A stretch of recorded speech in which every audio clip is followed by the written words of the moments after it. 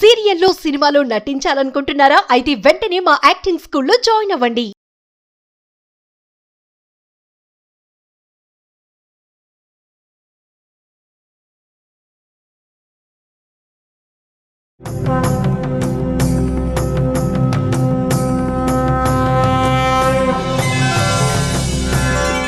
Suman TV వీక్షకులందరికీ నమస్కారం. ముద్రా జ్ఞానం కార్యక్రమానికి స్వాగతం. వంటగదిలో నీళ్ల బిందెలను ఎక్కడ పెట్టుకోవాలి? ధనం వర్షంలా కురవాలి అంటే ఆ నీళ్ల బిందెలను ఏ దిక్కున పెట్టుకోవాలి, ఎలా పెట్టుకోవాలి?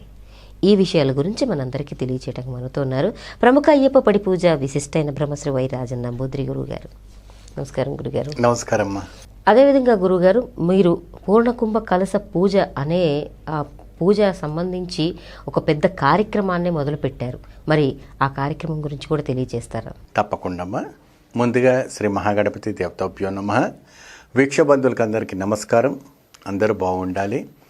మీకు లోక కళ్యాణార్థం కోసం ఆ శ్రీనివాస స్వామి అనుగ్రహంతో, ఆ వినాయకుడు ఒక ఆశీర్వచనంతో పూర్ణ కుంభ కలశ పూజని పెడుతున్నాం. పూర్ణ కుంభ కలశ పూజ ఏంటంటే, ఎన్ని నదులు ఉన్నాయో అన్ని నదులకి వెళ్ళి నీళ్లు తీసుకొచ్చేసి అందులో పోసి స్థాపించడం అంటే ఆ కలశముతో మలయాళపూర భగవతీదేవి ఒక ఆశీర్వచనముతో సంపూర్ణమైనటువంటి లోక కళ్యాణార్థం కోసం మనం పూజించబడుతున్నాము.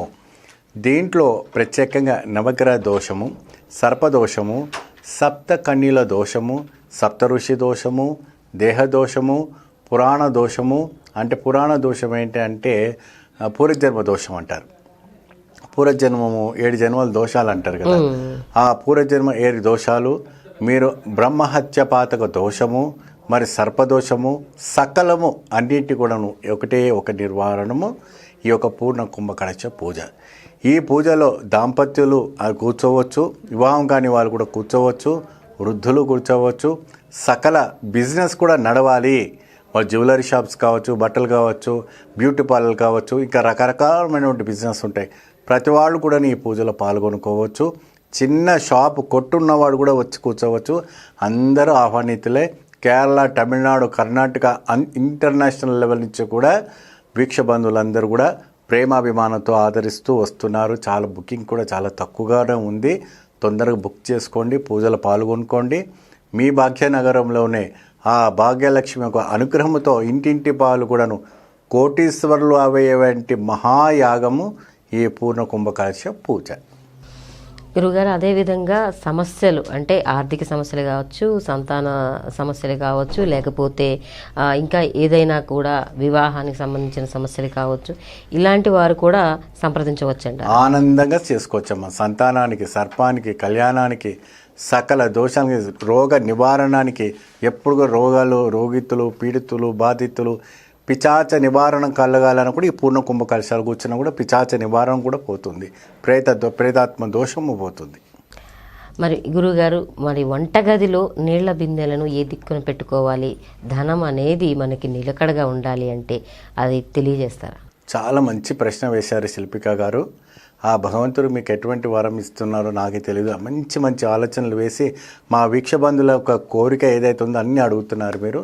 తప్పకుండా నేను దాని గురించి నేను చెప్పడం జరుగుతుంది. ముఖ్యంగా ఇల్లు అంటే ఒక ఆలయమ్మా. ఏమా?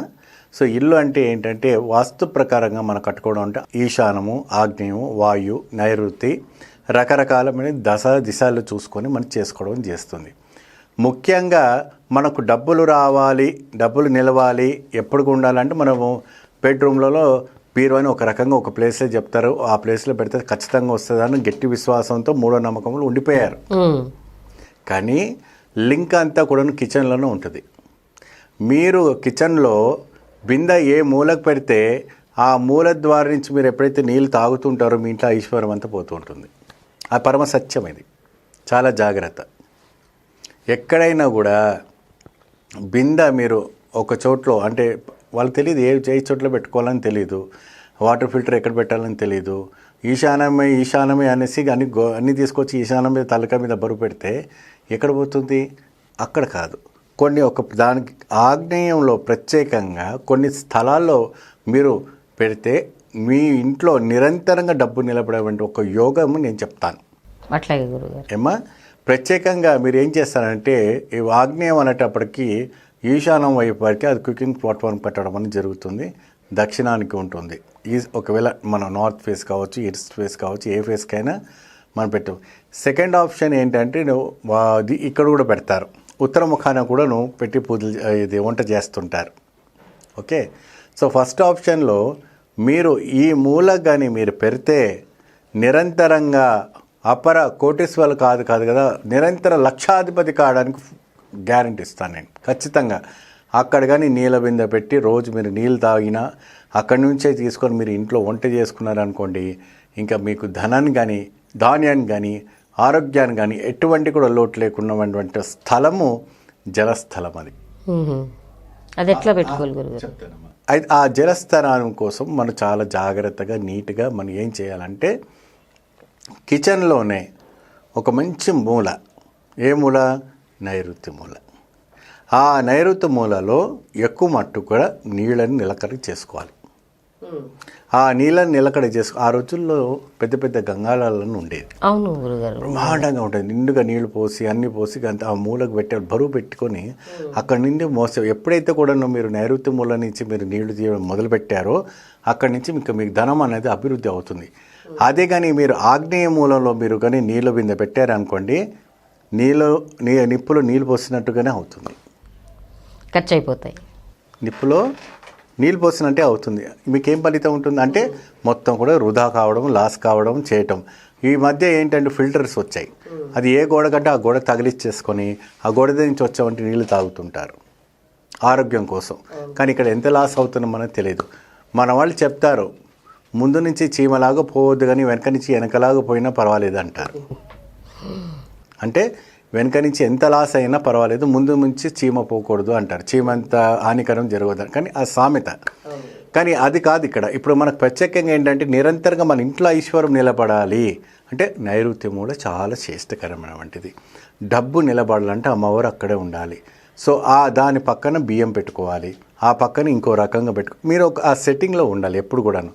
ముఖ్యంగా ఇంకోటి ఏంటంటే ఆగ్నేయం సైడ్లో మీరు ఎప్పుడైతే కూడా మీరు పాలు ఇంట్లో పొంగిస్తున్న సమయంలో ఎప్పుడైతే కూడా మీకు ఉత్తరం వైపు పొంగుతుందంటే చాలా చాలా శుభప్రదం. మరి అదేవిధంగా దక్షిణం వైపు మీకు ఆ రోజు పొంగుతుందంటే ఏదో అరిష్టం జరిగినట్టే. అది కూడా సామెత ఉంది. అది నేను నెక్స్ట్ ఎక్స్పర్ట్ గురించి చెప్తాను, ఇప్పుడు కాదు, జస్ట్ ఎగ్జాంపుల్ చెప్తున్నాను. సో ఇప్పుడు ఏంటంటే టాపిక్ అంతా కూడా వాటర్ పైనే. ఇంట్లో నిరంతరంగా ధనప్రాప్తి కలగాలి, ఐశ్వర్య ప్రాప్తి కావాలి, ఇంటి యజమాని కూడాను ధనవంతుడుగా కావాలి, పోయిన పని కూడా సక్సెస్ఫుల్ కలగాలంటే ఈ పని చేసుకుంటే చాలా బాగుంటుంది. ఎప్పుడైనా కూడా మీరు ఈ మూలకు పెట్టకూడదు, ఆ మూలకు పెట్టకూడదు కాదు, నైరుతి మూలలోనూ పెట్టుకోండి. ప్రశాంతంగా ఒకటికి 2 పెట్టుకోండి, ఏం ఇబ్బంది ఏం లేదు. తాగేది నీళ్ళే కదా. ఫిల్టర్ మీరు ఫిట్ చేయాలనుకున్నా కూడా మాకు కనెక్షన్ రాదు కదా అంటే కనెక్షన్ ఏర్పాటు చేసుకోవాలి మనము. మీరు అదే మూల నుంచి తాగితేనే మీకు ఆరోగ్యానికి చాలా మంచిది. ఈశాన్యం పక్కన నీళ్లు అనేది బయటికి వెళ్ళాలి తప్ప అక్కడ నుండి నీళ్ళు మనం తాగకూడదు. ఎప్పుడైనా కూడా మనం ఈశాన్యంలోనే బోర్ వేస్తాము. ఈశాన్యం నుంచి బోర్ వేస్తే నీళ్ళు వస్తాయి. నీళ్ళు వచ్చిన తర్వాత అన్ని కనెక్షన్ ఇచ్చుకున్న తర్వాతనే మనం తాగుతాం. అంతకని ఈశాన్యంలో పోయి నీళ్ళు తాగం మనం. ఏమా ఆగ్నేయంలో కూడా ఏంటంటే ఎప్పుడు కూడా ఆ ఆగ్నేయ మూలంలో బిందె పెట్టాలన్నా ఒక చెమ్ము పెట్టాలన్నా కూడా నిప్పులో నీళ్ళు పోసినట్టే అవుతుంది తప్ప నిప్పులో నీళ్ళు ఎప్పుడైతే పోస్తామో ఐశ్వర్యం అరిష్టం అయిపోతుంది అని ఒక శాస్త్రం. అదే కాబట్టి మీ ఇంట్లో నిరంతరంగా డబ్బులు నిలబడాలి అంటే నేను చెప్పినట్టుగా చేయండి, మీ బీరువా నిండా డబ్బులు అవుతాయి. ఇది 100% సత్యం.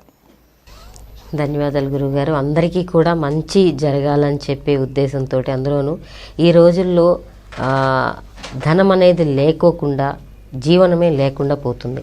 అందరూ కూడా చక్కగా మంచి జీవితం ఉండాలంటే ధనాన్ని సంపాదించుకోవాలి, ఉన్నదనం ఖర్చు అవ్వకుండా కూడా చూసుకోవాలి అని చెప్పి అది కూడా వంటగదిలో నీళ్ళని ఏ దిక్కున పెట్టుకుంటే వాళ్ళకి మంచి జరుగుతుందో చక్కగా తెలియజేసిన ధన్యవాదాలు. విన్నారు కదండి. ధనం అనేది మనకి ఇంట్లో నిలకడగా ఉండాలి అంటే వంటగదిలో నీళ్ల బిందెలను ఏ దిక్కున పెట్టుకోవాలి, ఏ విధంగా ఆ నీళ్లను ఉపయోగించుకోవాలో మనకి గురువుగారు తెలియజేశారు కదా. అదేవిధంగా గురువుగారు తెలియజేశారు కదండి మలయాళపురి భగవతి అమ్మవారి పూర్ణ కుంభ కలశ పూజా విధానం గురించి. ఆ పూజలో పాల్గొనాలి అనుకునే వారందరూ కూడా స్క్రీన్ పైన కనిపిస్తున్న నంబర్స్కి కాల్ చేసి అపాయింట్మెంట్ తీసుకుని మీరందరూ కూడా ఆ పూజలో పాల్గొనవచ్చు. ఈ విషయం కూడా మీ అందరికీ కూడా చాలా శుభకరమైన విషయమనే అనుకుంటున్నాను. మరొక చక్కని అంశంతో మళ్ళీ ముద్రా జ్ఞానం కార్యక్రమంలో కలుసుకుందాం. నమస్కారం. నమస్తే.